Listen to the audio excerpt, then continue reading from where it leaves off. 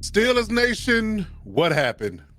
You were riding high, looking good, looking to be a threat in the AFC, and then you fell flat in the playoffs. So the question is why?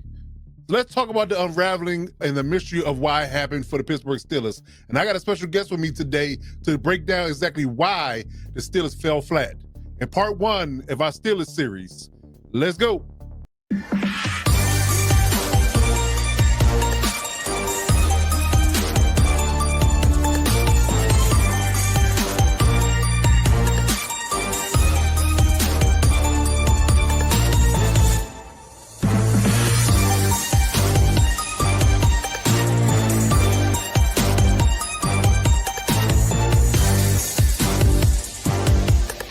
To all my heavy hitters and lockdown defenders, she's back. The one, the only, the talented, multifaceted. She's everywhere and nowhere at the same time. The lovely Steelers insider for the Lockdown Diva Sports Network, Lauren Whitaker. Hey. Glad to be back. That was quite an introduction that you gave me there. For people that I definitely had championed and cheer for, I definitely got to show love. So, I appreciate that to the fullest. Thank you very much. We appreciate you coming through, give us your time today. It's a long time coming. We didn't get a chance to get you on before the season ended, but I definitely wanted to have you on to talk about your Steelers because there's a lot to discuss. I mean, we were optimistic in the beginning of the season, about the quarterback situation. We got into the season, you made a pivot, and Russell came out hot, and then you kind of ran a sprint when you should have been running the marathon, kind of started to fade and wheeze in the back a little bit at the end, and it ultimately bottomed out in the playoffs. So we have to talk about exactly what your thoughts are on what happened here, for sure. So, I got some questions for you here. And first of all, please, let the audience know how you're doing, what's been going on with you, give you a quick rundown of what's been going on with you in your life since you've been on the network last. Yeah. Again, thank you so much for having me on the show. For those of you that don't know me, I am Lauren WKR. I do create content, whether it be streaming or creating videos on social media platforms. I do a lot of sports, primarily NFL stuff, whether it's Madden, college football 25. But yeah, I just create content on the side. I do have a full-time gig. I recently got a new job back in August. I can't remember if we were on the show prior to or after when I got the new gig. Right before, right as okay. Yeah, life has been really, really crazy. I love my job. I love the role that I'm in. I'm actually in a leadership role, so it's really, really taking up a lot of my time. Okay. I'm responsible for people within my team, and so the content side of things has not really been consistent, but I'm looking to get back on track. I think the waters have gotten a little more calm than they were before. But yeah, life is really, really good. Just to go back to your question, what happened to my Pittsburgh Steelers this year? To be honest with you, I'm still trying to figure that out myself. I know that when we last discussed the Steelers, I would say there was a fair amount of optimism from my end. I think, breaking it down from a defensive standpoint, Steeler fans, we knew what we were getting. We knew that we had a really, really good defense. And I think towards the end of last season, we were kind of hit by the injury bug. And, we lost TJ going into the playoff game against the Buffalo Bills. We did add some pieces within free agency, primarily within our secondary. We drafted really, really well. Even the outlets were like, we're giving the Steelers like an A. I think they gave us like an A or an A- somewhere around in there. We got some receiver help in Roman Wilson. We're drafting him out of Michigan. I can never get the kid's name right, but we got the left tackle out of Washington for our O-line. So things were looking good. Things were on the up and up. I think overall, like I said, we knew what we were getting with our defense, but the big question mark still was looming with our offense. We were able to get Russell Wilson. We signed Russell Wilson. I was extremely happy about that. I thought that especially for the price tag that we got him for, I think, on a 1-year deal, we paid like a little over like 1.2 or 1.3, somewhere around in there. There was a lot of speculation as to whether or not we were going to get Justin Fields. In fact, I think a lot of people thought that we were going to get Justin Fields before we got Russell. But nonetheless, it ended up working out in us getting him. So it was like, okay, well, we have options, right? This is exciting. We've got, I mean, instantaneously, I feel like our quarterback room improved, with Russ and with Justin. And going into this season, I think a lot of outlets, they weren't really sure about the Steelers in terms of what to expect.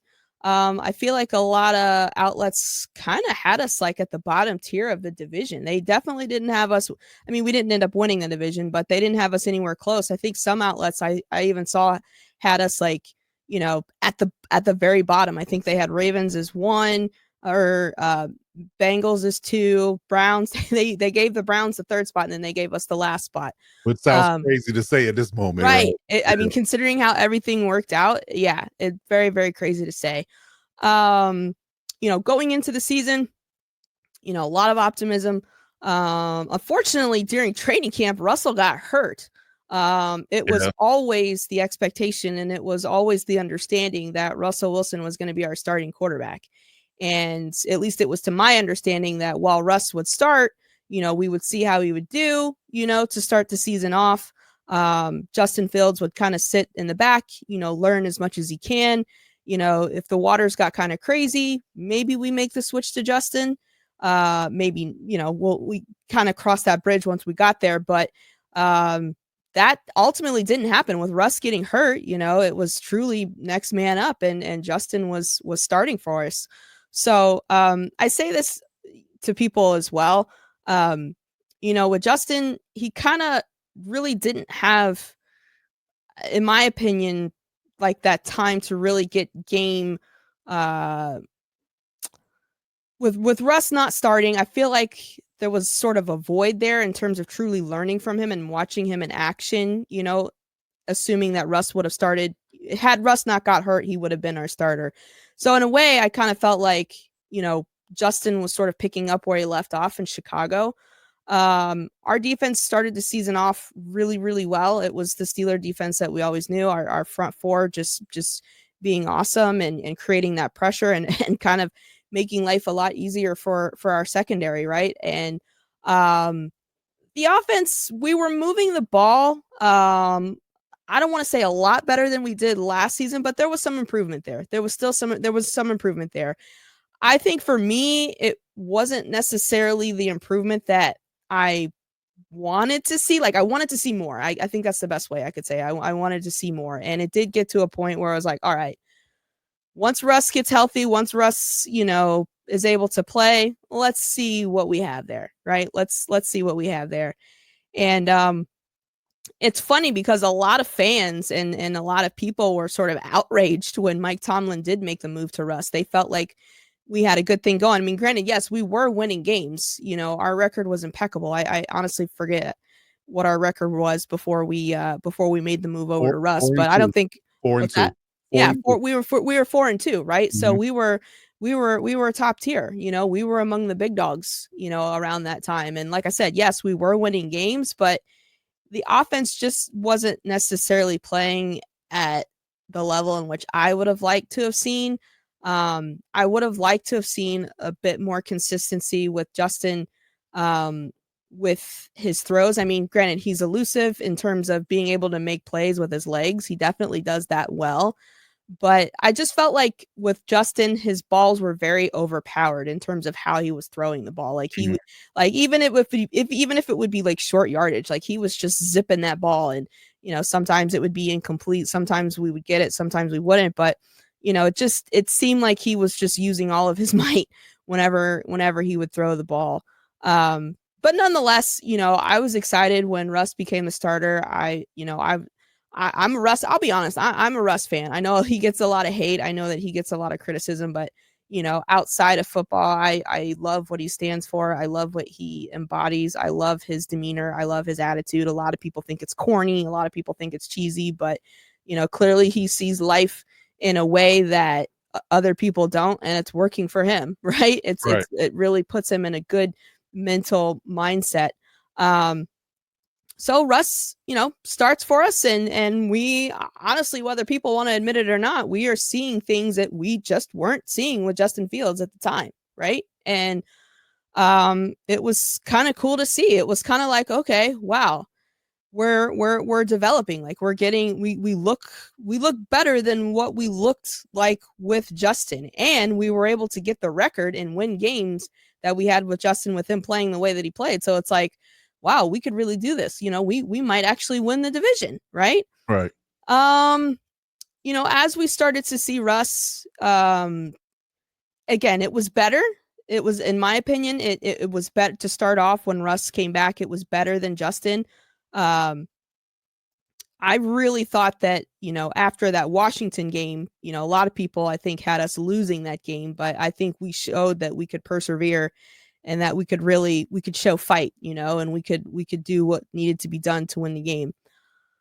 And then we got to the Cleveland Browns. I want to say it was week 11. And I think that was kind of like a preview of what we ultimately were going to expect for the rest of the season. I mean, the last half of the season in terms of our schedule was just nuts. It was absolutely nuts. And the narrative was, we have to win out the first half of the season going into our bye week if we want to have any shot, the last half of the season, because if we don't play well and we lose games, there's just no light at the end of the tunnel, and so we did that. We did exactly what we were supposed to do in winning those games. I don't know. It's just, I feel like, in my personal opinion, whenever we play Cleveland in Cleveland, it's like their Super Bowl, and they definitely get, obviously, didn't it snow that game? It did. It started off soft, and then it just turned into like a mini blizzard, which, they're right by the lake. So, that's usually how it ends up